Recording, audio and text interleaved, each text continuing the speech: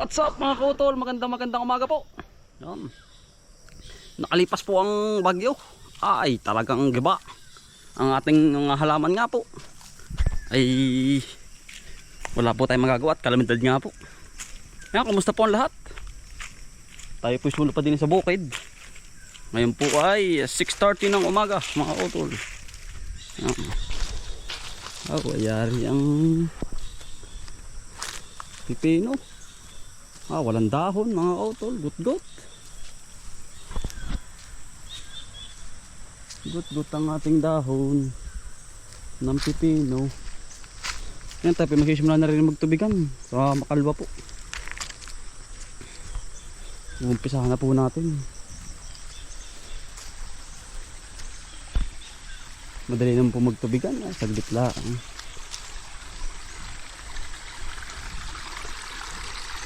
Ilang araw yan. Isang araw tabasin mga kautol.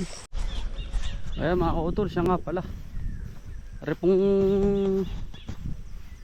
kabak na rin ating tubigan na malaki. Ay ang plano ko mga kautol ay tatanaman ko na lang po ng kalubasa. Ari. Yan, ari po. Tatanaman ko po ng kalubasa. Ano po kaya magandang plano mga kautol? Kung tutubiganin ko naman mga kautol, ano na, parang ay mahuhuli na. Para mas maigi pa po ang kalubasa.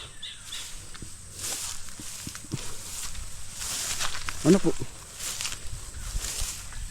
Pahi-spray ko lang ari.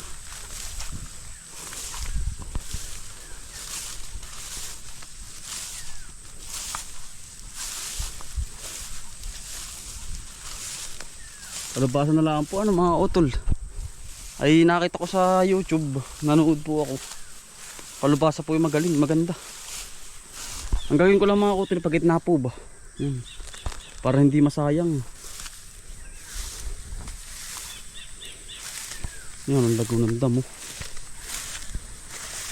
Yung spray ko nga, papa-spray ko na po. Pero malambot eh.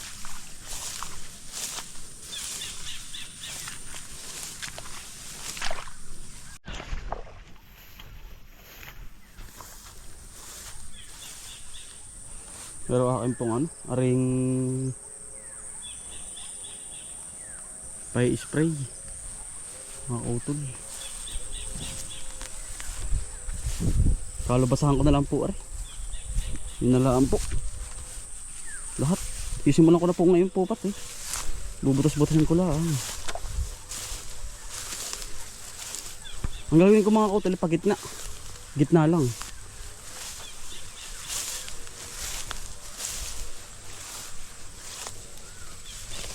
Nahihirapan tayo sunod. Pampagumgum na rin yun mga kautol dahil ano po ay yan. Pababa po yun mga kautol, paparan.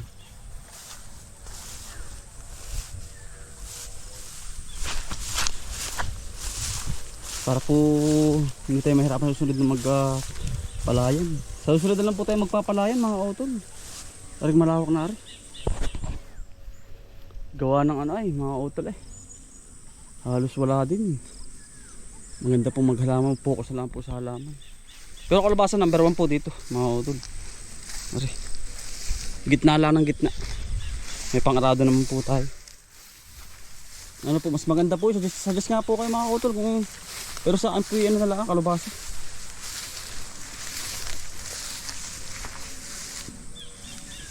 Yan din na lang po kalabasa.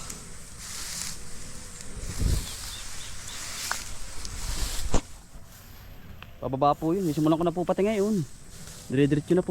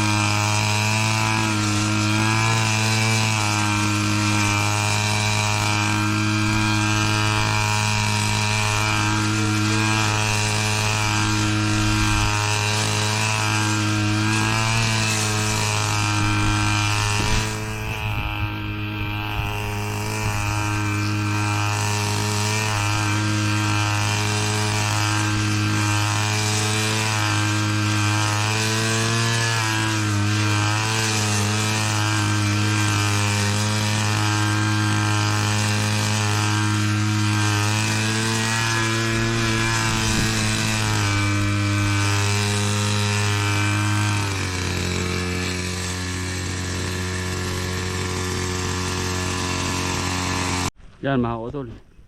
Yari na po ari. Yan po, ganito po ang diskarte nito. Nakita ko sa YouTube. Mga taga Nueva Ecija. Sa gitna na ng tinataniman nang ang palay ay hindi po ba magumgum. Magumguman sila.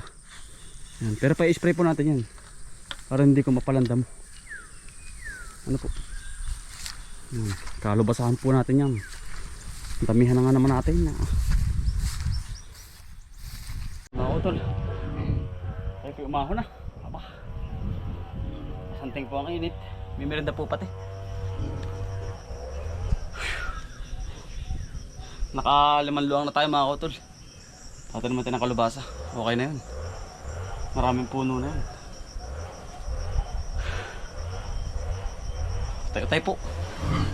Nakita mga kautol ay ating palay.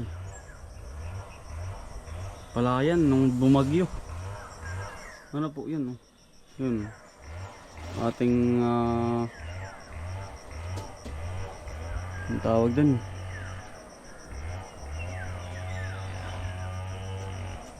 Kalubasahan po. Bali mga kautol, tayo po umuwi na at papabayo po tayo ng bigas. Anong palay? Wala na po kami kakainin mag-asawa. Ito na po yung palay. Ito sa barangay Anos.